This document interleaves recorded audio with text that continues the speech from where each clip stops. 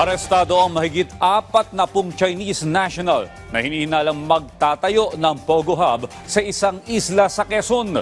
Yan ang ulat ni Isaiah Mirafuentes. Arestado ang 42 Chinese nationals ng salakayin ng Police Regional Office Calabarzon kasamang Presidential Anti-Organized Crime Commission ang isang high-end resort sa isang isla sa probinsya ng Quezon. Ang mga nahuling Chinese nationals, mga undocumented at iligal na nananatili sa bansa na may balak magtayo ng isang Pogo Hub sa nasabing isla. Sumbong ng mga residente malapit sa isla, madalas na may grupo ng mga Chinese silang nakikita na sumasakay sa roro pero walang makapagsabi kung anong pakay nila.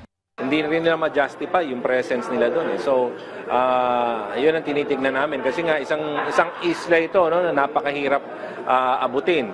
Kailangan sumakay ka pa ng bangka o ng barko para makarating ka doon. Turnover na ang mga dayuhan sa Bureau of Immigration para alamin kung kabilang sila sa mga Pogo Hubs na niraid ng PAOK sa ipapadeport at mapapabilang sa blacklist.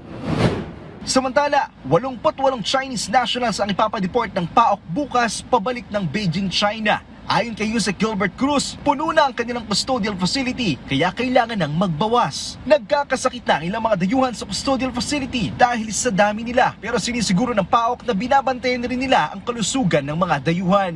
Oo, dati tuloy-tuloy operation natin but now talagang ni-stop muna namin kasi nga sabi ni Executive Secretary Bersamin, ipa-deport muna natin para makabawas tayo and then kung mabawasan natin yan then we start again.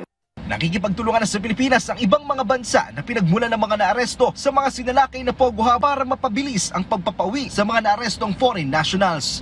Isaiah Mirafuentes para sa Pambansang TV sa Bagong Pilipinas.